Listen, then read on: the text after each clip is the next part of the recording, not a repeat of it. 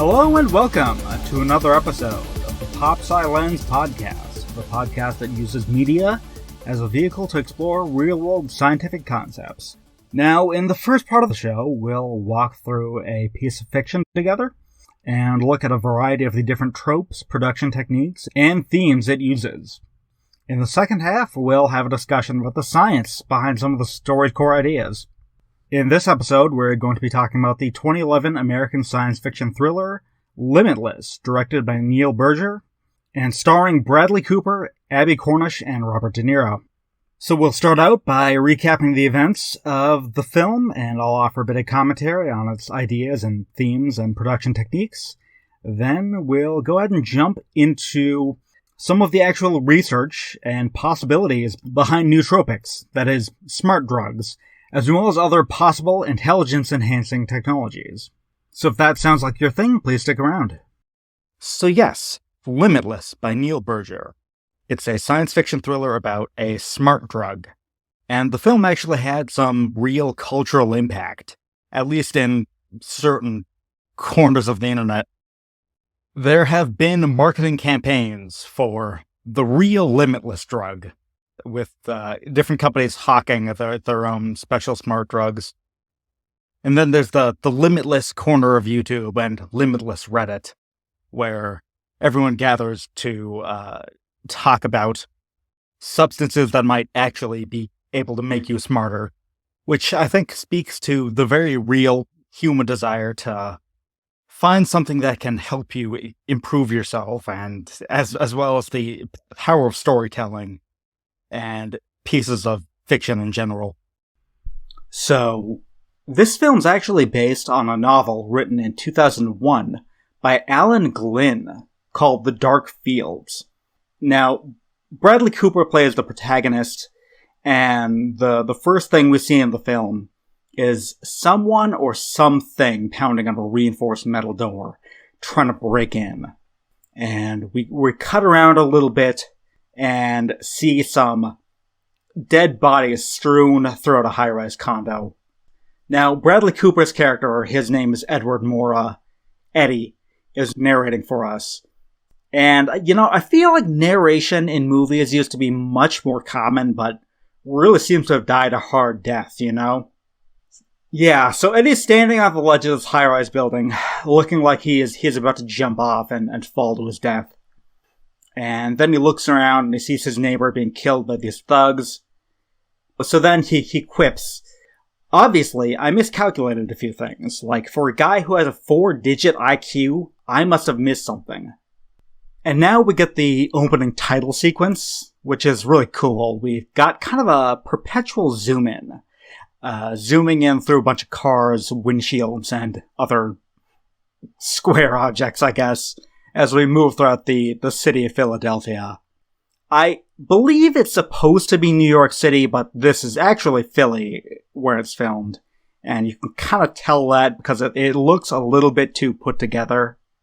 Like, there's not just endless scaffolding everywhere across the city. Yes, we have this kind of perpetual zoom-in sequence that takes us through a bunch of car windows and different signs and different road signs and such. I guess it's evocative of really just focusing your attention on something, really honing in to something. So we also get images of brains and neural networks. These flashes of electricity are moving through these networks, which eventually melt into an overhead bird's eye view of NYC's grid. So we also get images of brains and neural networks. We see these flashes of electricity moving across these networks, and it eventually melts into an overhead bird's eye view of New York City's grid. So we cut to this disheveled, hippie-ish looking guy walking down the street. And Eddie says, "You see that guy? That was me not so long ago. I'm a writer." Then we cut to Eddie in his crappy apartment, where we learn that he is working on a book contract, but he can't make any progress on it and hasn't been able to leave the room in a while. That's distressingly relatable. And we learn that his girlfriend is going to be breaking up with him. she's going to be leaving him, presumably, because he isn't really making any money and is essentially just dead-ending in his career. You know, he doesn't really appear to be going anywhere, and she is constantly having to eat all the expenses. So she breaks things off with him, and we have a flashback to his ex-wife, not his ex-girlfriend at this point, his ex-wife, leaving in a taxi. And this movie is shot in a really interesting way. It frequently does this iris-in sort of focus effect on important things and objects like the taxi that takes his ex-wife away. So Eddie's walking down the street and he happens to bump into his ex-brother-in-law. Like, he just bumps into his ex-brother-in-law randomly in New York City. You know, a city full of 8.3 million people. That seems pretty improbable. It's not like they planned to meet up somewhere and they didn't even have like a shelling point. He just bumps into him right on the street. That offends me more than the often repeated myth that we only use like 10% of our brain. We'll get to that in a moment. Anyway, his ex-brother-in-law is a former drug dealer. And we know this because Eddie is like, hey, are you still dealing? So Eddie and his ex-brother-in-law, whose name is Vernon, they go out to lunch together, and we learn that his ex-wife is also kind of a failure. She's basically dead-ending and just really struggling. So Eddie confides in Vernon that he hasn't been able to write a single word. And Vernon says he has something that can help Eddie. The guy claims that he's doing some consulting for a pharmaceutical company and that this drug is currently undergoing clinical trials and it's FDA approved. Yeah, I guess is undergoing clinical trials for FDA approval. And the guy says that, you know, we only access 20% of our brain at any one time, but this is something that lets you access all of it. And, you know, this is a really common thing that you're likely to hear in really schlocky movies. There was another movie that came out around the same time called Lucy with Scarlett Johansson. And in that, her somehow being able to use more of her brain allows her to, like, manipulate space-time eventually. That does not happen in this movie. Eddie just kind of gets more perceptive, so that's at least more realistic. So Vernon gives him his card, and he lets him keep a pill, just as a free sample. First one's free. That's always how it works, right? But apparently they typically cost $800 a pill. Now, Eddie figures, well, things can't get much worse than how my life is currently. So he takes the pill, and we have this x-ray shot of him taking it. We can see him swallowing it. It's really weird. So he walks back to his apartment, or flat, and he starts kind of kicking himself for taking it randomly. He's thinking, what if it's a hallucinogen of some sort? I have no idea what this could do. Outside of his apartment, his landlord's wife is confronting him, trying to get the rent from him. So Eddie turns around, and then he sees kind of a ghostly vision of himself come up the stairs. And we see neurons firing in his brain, and all these lights turning on at once. And he says, I was blind. I was blind before, but now I see. So Eddie gives his landlord's wife a once-over, and picks up on a bunch of little clues about her in sort of a Sherlock Holmes style. And we zoom out from this introspection in sort of a weird, abstract M.C. Escher style. So Eddie says, my existence shouldn't make you this upset. Like, this is about something more than just the rent, right? Then he explains that he noticed a book sticking out of her bag, which is apparently a law book, and he says, is there something wrong in law school? Are you having trouble with it? We then get a brief flashback to him glancing over these law books at some point, and he thinks, was this a memory? Why am I remembering this? Is this a memory I'd never recorded, or was it there this whole time and I just wasn't able to access it? But now I can access this information. I can access these memories I wasn't able to call on before. And anything that's useful information, I can now access. So he helps his landlord's wife write a compelling law paper in like 45 minutes. And then they have sex. And he gets up to go home, and when he arrives back at his place, he's just kind of flabbergasted by the amount of dirt and filth in the place. He's like, who could possibly live like this? Then we see different versions of him wandering throughout the same shot, doing chores and being extremely productive as he pontificates. This is a drug for people who need to be more anal retentive, but I don't feel high, I just feel clear. I know exactly what I need to do and exactly how to do it. So after he finishes cleaning his flat, he sits down to write, and he bangs out his entire book. This is represented by letters and words falling all around him in this kind of golden light. It's a really cool effect. I'll see if I can find the clip and stick it in the show notes. In general, I just really like how they visualize the concept of hitting a flow state and being totally in the zone. Words just flow. Things just flow around you, and everything else kind of falls away. So he goes to bed, and the next morning, the pill has worn off. And this is represented by a really interesting use of color palettes in this film. Whenever he's taking the smart drug, the footage has this really warm color palette to it. Lots of soft amber and golden light. But whenever he's off the drug, everything's very gray and desaturated. But he managed to finish his book. So he heads to his agent's office, and she's about to chew him out and cut off the contract with him because he hasn't been productive. But he says, look, just read the first 3 pages of this, and if you don't want to keep reading, I'll give you back your advance. So she agrees, and he heads back to his place, where his agent has left him a message saying she's about 40 pages in and wants her to call him back. However, he does not call his agent back. Instead, he looks up Vernon, his ex-brother-in-law, because that was a damn good trip, and he's got to have more of it, naturally. So he goes to Vernon's place, and he knocks on the door, and at first Vernon refuses to open up. He says, look, this isn't really a good time, but he opens the door, and his face has been beaten in.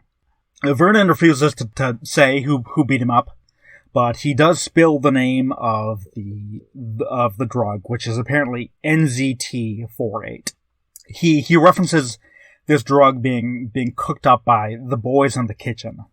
So we find out that it isn't actually FDA approved. It's actually been skimmed off from some lab somewhere.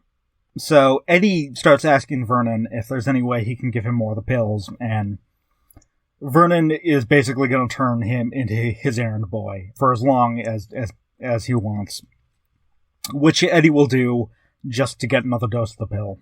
However, he doesn't have to do this for very long, because at some point, Eddie comes back and he sees that Vernon's apartment has been broken into and he's dead, shot in the head on his sofa. So Eddie calls 911 to report the murder. And he's waiting for the cops to arrive. He realizes Vernon must have known the person who did it. Naturally, that leaves just one guess of what they were looking for. And Eddie rips the place apart from top to bottom looking for the pills. So okay, he's messing with a crime scene now, and he's getting his fingerprints all over everything. Fortunately for him, this does not come back. So I should mention that Eddie went out to pick up lunch for the two of them. And he says, man, if you ever cooked, I'd be dead now, too. And he looks at Vernon's unused, completely untouched, pristine oven. And then he realizes, oh, that must be where they are. So he rips out the bottom of the oven, and under a false bottom, he finds a huge pile of cash and a giant bag of pills. I guess that's one benefit to ordering all your food off of Grubhub, or just not cooking, is you can use your oven for extra storage. Put all your illegally acquired cash and contraband in there, along with your jewelry and Star Wars action figures that you swear will have value one day, but actually won't because they're mass-produced, and there's too many of them and nobody cares. So he pockets both the cash and the pills, and then the cops arrive and they take him down to the station to question him about how he found Vernon and the murder. While at the station, he gets a call from his ex-wife, whom he talks to briefly. She does not want to meet with him, but mentions that her brother was always involved in some shady stuff. So the cop gives Eddie his number for later, and he sends him home. And so Eddie takes one of the pills again, and the world comes back into color. And we have some more really interesting cinematography here. We have kind of an infinite mirror effect, where Eddie's walking through, and the images of him like getting a haircut and finishing his book are reflected, and then that's reflected, and so on. As Eddie says, I learned to play the piano in just 3 days. Math became useful and fun to me. You see him playing poker and beating people at it. He picks up the French language just by half listening to some instructional tapes, not really paying attention. As he says, I'm limitless. He says that he, quote, suddenly knew everything about everything. Everything he'd ever heard or read or seen was now, all that information was now organized and available to him. As a result, he gets much more confident in himself. He goes on a vacation with new people he's never met before, with new friends. All of his fear and shyness and anxiety is just gone. He also suddenly turns into a pro race car driver. Not sure exactly how that one worked. Muscle memory, maybe, I guess. But yeah, we see him engaging in some fairly risky behavior. And he says that the only drawback is that if he isn't moving forward, he feels like he's going to explode. We see him at the beach with some new friends of his, and he just runs off the cliff, just cliff drives straight into the water. So he starts thinking more long term now, starts to set up his own ideas for the future. Eddie explains that he is going to try and make money day trading on the stock market. But first, he needs the investment capital. So he tries to take out a big loan, but the banks won't give it to him. So he has to take out a large loan from some shady loan shark. The dude gives him the money, but obviously threatens his life if he doesn't repay it. So Eddie begins upping the dosage, which cuts the learning curve and enables him to learn things even faster. So at this point, Eddie's made a fair amount of money playing the stock market, and he's beginning to attract attention from the press and various financial firms. We see that he's on speaking terms with his ex-girlfriend again, and they end up getting back together. There's this newspaper headline that says, "He's Houdini, the prophet of our times." Eddie is out on the street at one point, and he spies some old guy on the street giving him kind of a dirty eye. The guy has this vaguely sinister vibe to him. So back in his girlfriend's apartment, he is reaching for this shelf, but then he suddenly falls over, and he kind of comes to. He finds that he's out in the hallway, and we see that he's beginning to have some side effects like lost time that he can't account for.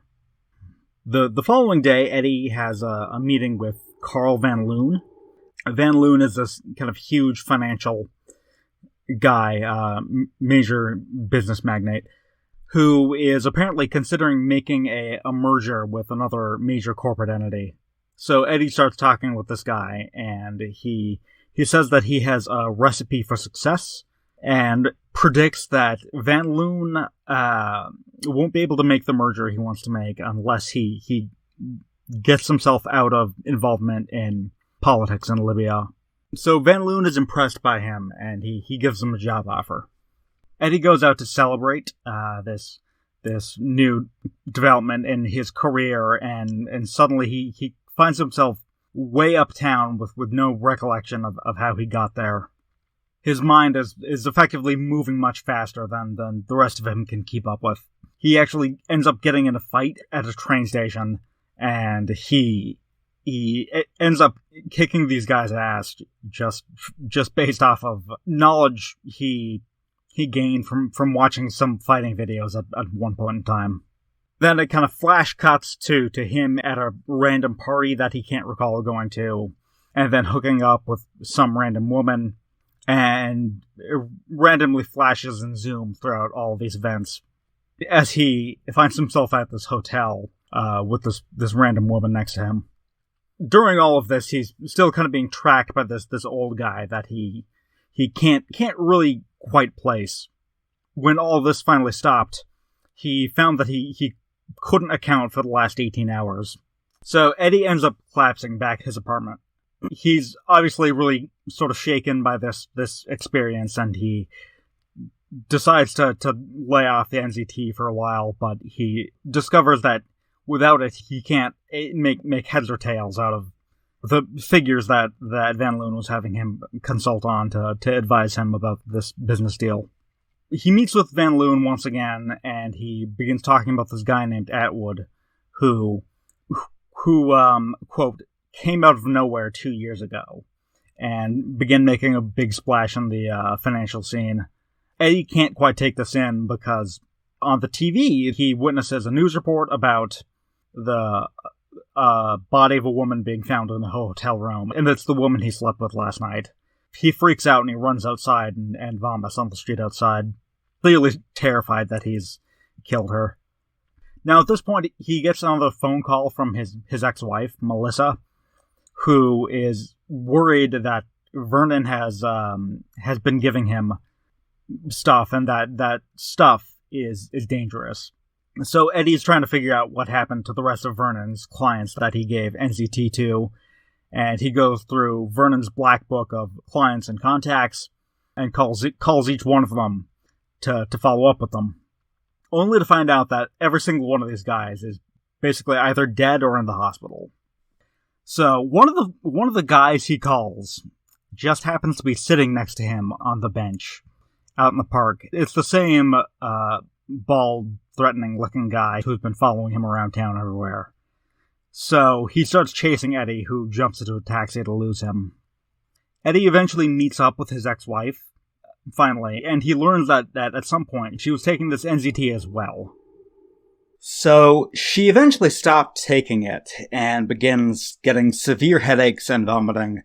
And ever since she stopped taking it, she's essentially completely burnt out and basically useless for anything except really simple, small jobs and tasks. She really can't concentrate on anything longer than 10 minutes at a time. And this was foreshadowed much earlier in the movie, if you recall, when we learned that his ex-wife was basically just kind of a loser now, despite having these really great career prospects prior to that. So she warns Eddie not to just stop taking NZT cold turkey. If you stop taking NZT cold turkey, you will die. So just take as little of it as possible. And at this point, Eddie starts thinking, okay, I need a constant supply of this stuff. I need to figure out how to synthesize it, how to actually create it myself. And incidentally, this is the first thing that my girlfriend said he should do. When he took the pill for the first time, she's like, well, if I were him, I'd figure out how to synthesize the stuff immediately. Anyway, she's just, and she was just very upset that it took him halfway into the movie to think about doing it.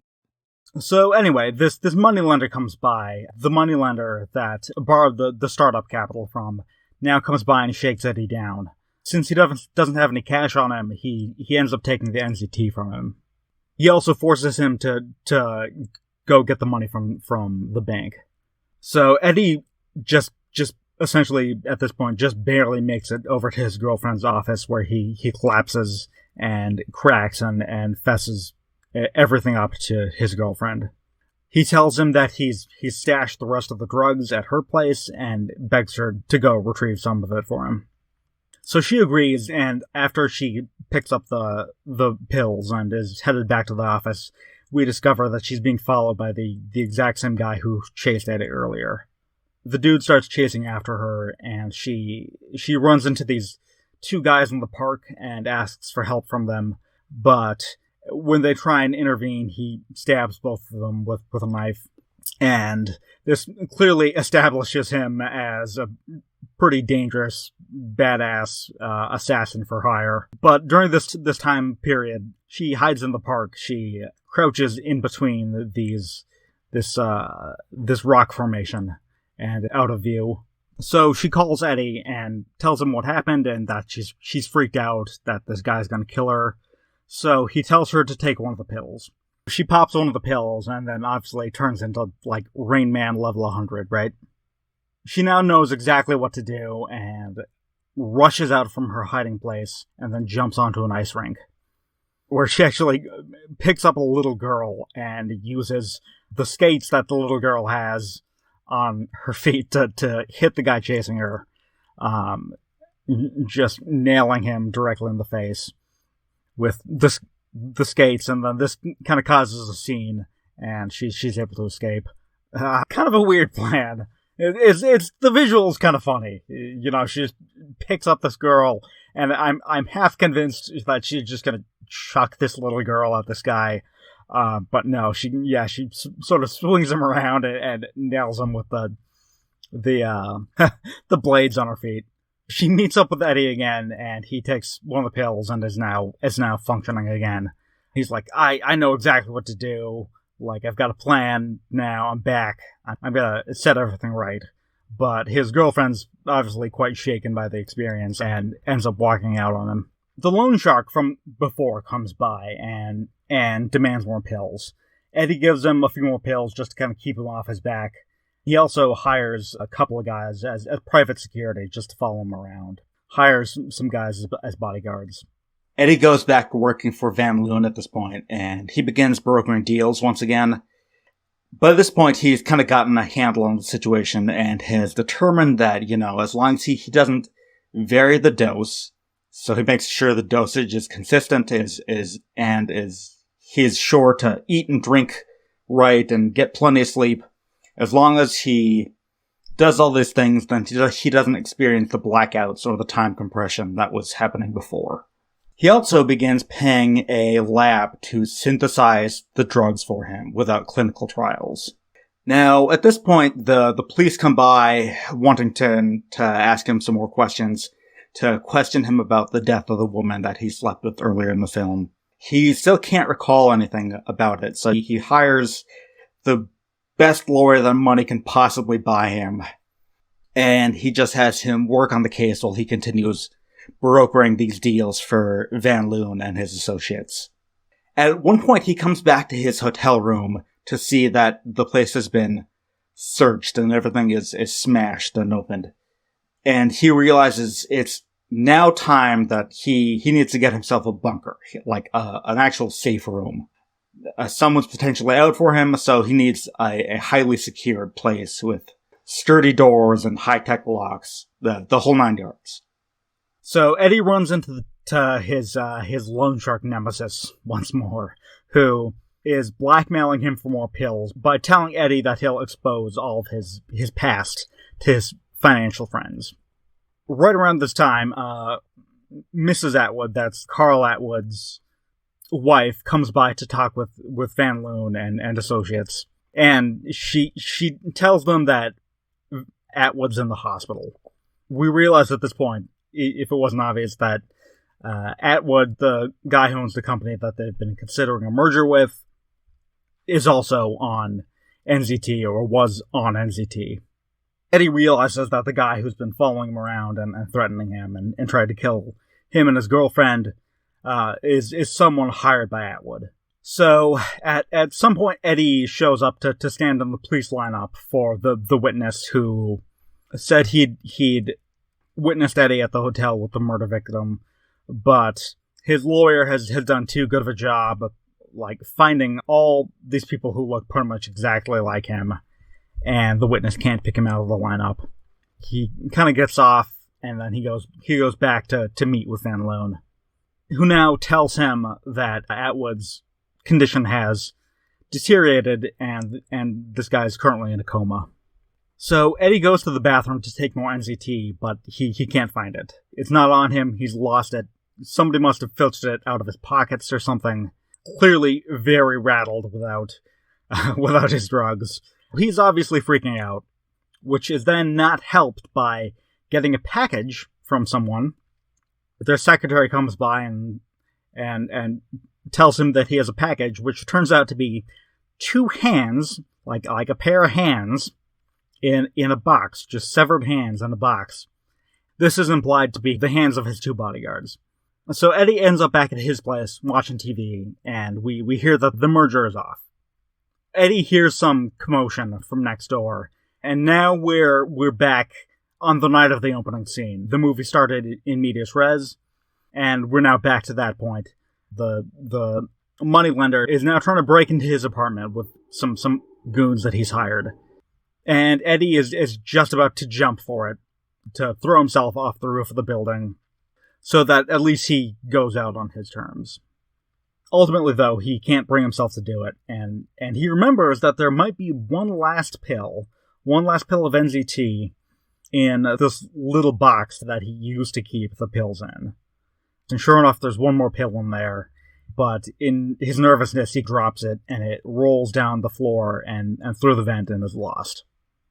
So the loan shark and his thugs burst in, and they grab Eddie. They've got him on the ground, and they're telling him that they want more pills, but obviously he can't get them anymore.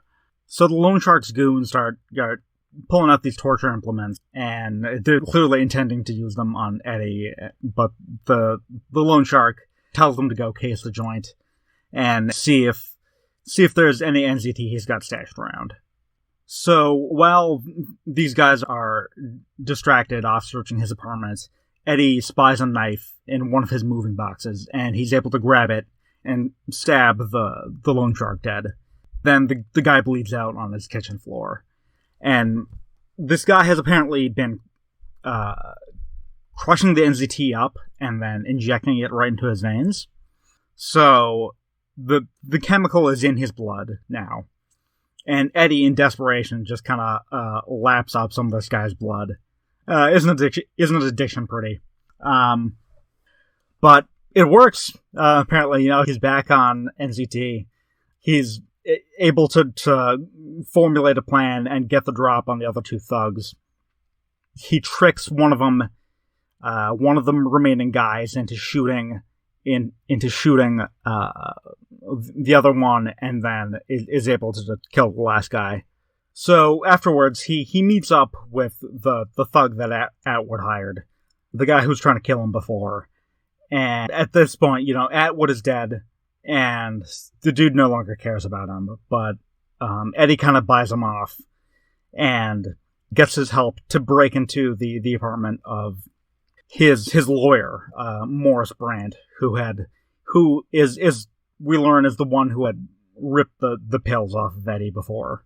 So he has him help him break into the lawyer's place where they get the pills out of the safe. So Eddie's now back in possession of the remaining NZT. So now we flash forward a full year later, 12 months later, and Eddie is now running for senator. He meets again with Van Loon, who is now apparently in the energy business, and Van Loon tries to blackmail him by saying that he knows about the NZT and that his lab was just shut down by his company this morning. So Van Loon says, look, I'll keep you supplied as long as a senator you do what I suggest. But this is when Eddie reveals that he's no longer taking NZT. He's actually off the pills. He's figured out how to keep the advantages of the pills without taking them any longer. His synapses have all been rewired at this point, and he has the advantages without having to rely on the stimulant. As he says, I see everything, Carl. I'm 50 moves ahead of you. And he demonstrates this by predicting that this van will hit this taxi if he knew that, it's kind of a douche thing that he didn't wave to that taxi driver and be like, hey, there's a van gonna hit you. But, I guess he was making a point. Then he puts his hand on Carl Van Loon's chest, and he feels his heart, and he's like, hey, you're gonna need a heart valve transplant soon. You should get that taken care of. And don't try anything, with me. Don't try to, blackmail me or control me, because I'm so far ahead of you that I've already planned out every possible, eventuality, every possible move. You try to screw with me, you're gonna regret it. You're like, I'll end you. Now, the final scene is Eddie going to meet with his girlfriend once more, and they have lunch together with her. He orders the lunch in fluent Chinese, and she looks at him, and he's like, what? What's the problem? And then cut to black, and the movie's over. So, here's a bit of a reflection on the film. I actually found it surprisingly nuanced. This is far from the first piece of fiction to examine the idea that you can improve your cognition with some sort of substance. But typically, attempts to make yourself smarter in science fiction are often presented as a bad thing or just backfire catastrophically. Either the user becomes corrupt with power, or a drug addict, or something else happens, or they are just being used by a greater intelligence as biological computers, basically. I think there was literally an episode of Doctor Who with that plot. So in that regard, it's interesting that this movie portrays the potential dangers of this, while at the same time not implying that the urge to use such compounds to improve yourself is inherently evil or doomed to failure.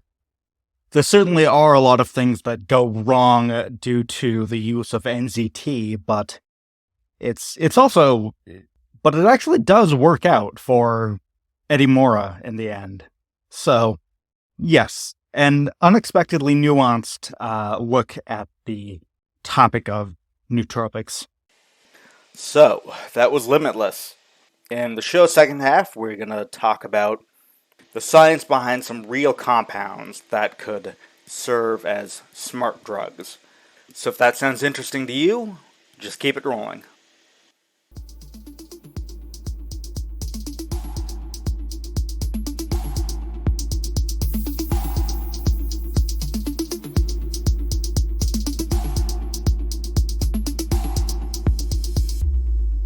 So, the concept behind nootropics is that you'll take some nutritional or metabolic aspect of the brain's function, especially those that are involved with attention and memory and other cognitive functions and aspects, and enhance the effectiveness of those pathways by providing the brain with nutritional precursors or drugs that will boost the activity of certain enzymes or neurotransmitters.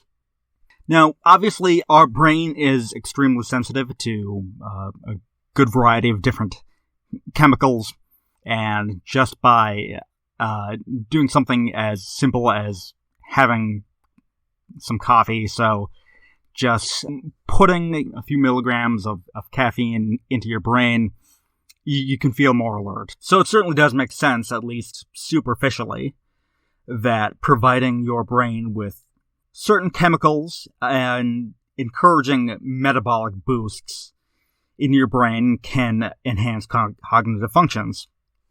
So we'll take this as a fact. However, you'll still need to determine that any given metabolic tweak or change will produce the effect that you want. Predicting if any given intervention will actually help your brain's cognition is certainly easier said than done. It's difficult to determine which metabolic factor is the limiting factor in any specific brain function. As an example, we know that the neurotransmitter acetylcholine is involved somehow in the formation of memories. Therefore, enhancing the amount of acetylcholine and enhancing the amount of acetylcholine in the brain could enhance your memory, but what if the limiting factor is something else entirely? What if it's a different compound? It's also just very difficult to extrapolate from diseased states to healthy states. So to come to any conclusions about which compounds might have nootropic effects, we'll have to rely on clinical data. And I want to acknowledge this right off the bat. You need to be extremely careful when trying out any drug that claims to have nootropic properties. This is because, at least in the United States, the state of the supplement industry is extremely volatile. It's highly unregulated, and there's a lot of unscrutinized and unreliable and potentially dangerous compounds out there that you can buy. So even if studies imply that there are reliable benefits to a certain compound, your ability to actually get the compound in question and take the appropriate amount of it can be rather limited. It also assumes that the nootropic substance is the only substance in the compound or supplement you're buying, and that it hasn't been combined with something potentially dangerous or hazardous. So know that if you start experimenting with supplements in the pursuit of nootropics, you do so at your own risk. That said, for the purposes of education, let's take a look at some of the substances that research suggests have nootropic effects. One of the most popular nootropics is a substance called piracetam, or piracetam. This is just one in a class of drugs that seems to have beneficial neurological effects, including the treatment of depression and anxiety and the control of seizures, as well as other beneficial effects such as the enhancement of memory and cognitive processes in individuals with cognitive impairment. This is a controlled substance, only available for research in the United States, so it's not like you could get your hands on it, but that might be okay, because research seems to suggest that it doesn't have any beneficial cognitive effects in terms of memory or cognitive enhancement among healthy individuals, and this is according to a systematic review done in 2012. Another highly popular drug often claimed as a nootropic is modafinil, which is a stimulant used to treat conditions like ADHD, narcolepsy, and just general fatigue resulting from different neurological diseases and potentially brain injuries. It is also a controlled substance. However, unlike piracetam, the research suggests that it genuinely beneficial effects in people suffering from cognitive impairments. Less so in healthy individuals.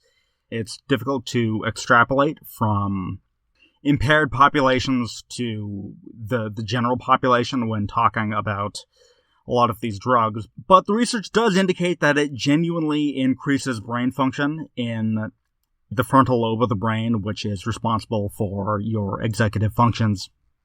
And I will link these studies in the show notes. So yes, it's difficult to generalize from individuals with cognitive impairments to healthy individuals, simply because there's frequently an optimal state that balances the trade-off between the complexity of processing and the processing speed of a task. Those higher-order executive function tasks sacrifice their speed for more complex cognitive functions. This trade-off is worth it if you have got impaired cognitive functions, in which case modafinil and other drugs in that class can help shift that balance back towards a better state of equilibrium. However, if a healthy individual takes the compound, they might just be shifting the balance away from that state of equilibrium and optimization, they could just be shifting the balance away from the optimal point and slowing down their processes without necessarily any accuracy. And here I'd like to acknowledge that the effectiveness of any nootropic supplement depends on so many variables, such as your individual genes, your sleep patterns, your weight, many other characteristics. So we're clearly speaking in generalities. And one compound, of course, that seems to have a reliable, strong effect in the general population is caffeine. It definitely increases alertness in the general population, though, once again, there is a trade-off. You can become jittery and stressed out under the influence of too much caffeine, though a substance that seems to counteract this is the amino acid L-theanine. And research implies that L-theanine can genuinely reduce psychological stress responses, which is why you'll frequently see L-theanine and caffeine packaged together in part of the same consumable.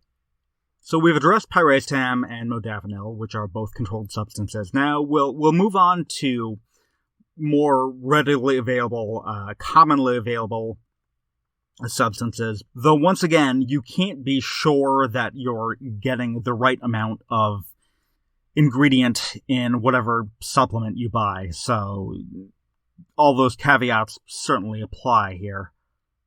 Caveats aside, there are some substances that seem to have real positive effects on cognition. At least that's what the research currently suggests. So one substance that is often claimed to have nootropic effects is Bacopa monnieri. Bacopa is a type of herb native to Eastern India, Australia, and parts of Europe. It's found in wetlands, and it's often claimed to enhance memory. Now, there have been randomized placebo-controlled trials carried out on Bacopa investigating claims of enhancement in terms of cognitive functions related to memory. At least a few tests have shown statistically significant improvements in individuals' memory-based cognitive functions. This is assessed through the use of tasks such as recalling a number of digits backwards, as well as logical memory tests. The effect sizes are quite small, but they are significant. There was even a systematic review done on 6 different human clinical trials, 6 different studies, each of which were carried out over the course of 12 weeks. And it was found that Bacopa extracts, if they're imbibed at approximately 400 milligrams per day, there seems to be a small but statistically significant effect on certain aspects of memory, though it's important to note that other cognitive domains and cognitive tasks are less well studied. Moving on, we've got Rhodiola rosea, and rhodiola is typically found within the Arctic regions of Europe as well as North America. There's some suggestion that rhodiola is able to effectively treat stress and mental fatigue, and a variety of clinical trials have been conducted with it. One study conducted in 2017 and published in the Journal of Neuropsychiatric Disease Treatment looked at rhodiola's potential to alleviate symptoms of burnout in a variety of patients, which includes things like stress, headaches, hypertonia, lack of concentration, and general fatigue. The data suggests that rhodiola is somewhat effective in treating these symptoms. Most of the participants in the study, around 90%, reported at least some improvement in their overall burnout symptoms, with the effects being the strongest in the first week of treatment and then continued slowly afterwards. There was also a systematic review conducted on rhodiola's ability to treat physical and mental fatigue. In this study, this review examined 11 different studies, 6 of which were concerned with physical fatigue, and the other 5 were concerned with mental fatigue. 2 out of the 6 trials that examined rhodiola's ability to treat physical fatigue reported that rhodiola was effective, whereas 3 of the 5 studies that evaluated rhodiola's effect on mental fatigue found a statistically significant effect. Now, the review does note that all of the studies they examined had a risk of bias or other reporting flaws that potentially hindered the assessment of rhodiola's effectiveness, concluding that ultimately the research regarding rhodiola rosea's effectiveness, say that 5 times fast, is ultimately contradictory. There does seem to be some suggestion that it can enhance physical performance and reduce symptoms of mental fatigue, but this is complicated by the methodological flaws within those studies. Moving on, we have kava, which is a crop found in the Pacific Islands, and which is believed to have relaxing sedative effects. Kava has been investigated for its ability to treat anxiety, and while certain people suffer from more anxiety than others, everyone does grapple with stress and anxiety, which inhibits higher order cognitive functions. So if you can kind of control that anxious response, you might be able to improve cognitive performance, so the theory goes. One randomized controlled trial was an 8-week study that examined 75 patients with clinically diagnosed generalized anxiety disorder. They were given either a placebo or kava, and then their levels of anxiety were assessed. When the results of the study were analyzed, it was found that the kava group demonstrated or showed a significant reduction in their anxiety symptoms when compared to the placebo group. The effect was stronger for individuals who had moderate to severe generalized anxiety disorder when compared to those with mild disorder. After the completion of the controlled phase of the experiment, 26% of the group that received kava had their GAD symptoms classified as in remission, compared to just 6% of those in the placebo group. A systematic review of the effectiveness of kava for the treatment of anxiety symptoms looked at 7 different trials and found that in 3 of the trials, kava was shown to be more effective than placebo. Another study looked for the possibility of adverse reactions in terms of liver function due to the use of kava, but found no significant differences across groups in terms of the liver function, suggesting adverse reactions to kava are rare. Another substance reported to have nootropic effects is guayusa, which comes from a holly tree native to the Amazon rainforest. Guayusa is apparently caffeinated, and it's harvested fresh and then brewed into a tea. Guayusa is reported to have significant concentrations of both antioxidants as well as a number of other beneficial plant compounds that have anti-inflammatory and potentially neuroprotective properties. Guayusa contains significant amounts of L-theanine and caffeine, which, as previously noted, are well-studied substances that seem to have positive effects on cognition and alertness. A number of studies have also reviewed the safety profile of guayusa, especially given that it's seen an explosion of popularity within the past few years. And it seems extremely safe to use. One study found that within a 3-year period, there's only one minor adverse effect reported across the nation of Ecuador, where it is frequently consumed, and there were no hospital presentations or otherwise any notable safety notifications associated with it. There have also been a handful of studies suggesting that taking the appropriate amount of sage can have a small positive effect on an individual's learning rate, memory, and mood. Of course, there are a variety of different startups creating and selling nootropics that have been backed by a number of research scientists. However, I'm not going to call any of those out here because I haven't studied them and I'm not familiar with their efficacy or safety profile, so I wouldn't want to advertise for them. Just know that if you go looking for any of the compounds sold by these organizations, just remember that extraordinary claims require extraordinary evidence. Now that we've covered some various nootropic drugs, I'd like to briefly skim over some other methods of enhancing one's cognitive abilities. So these are not general objects you can get or use at home, but the research is interesting and compelling, and I thought I'd mention them briefly. So one method of cognition augmentation is neurostimulation, specifically what they call transcranial direct current stimulation, or TDCS. This is basically just involves a device that you place over your head, and it passes a low-intensity current through your brain.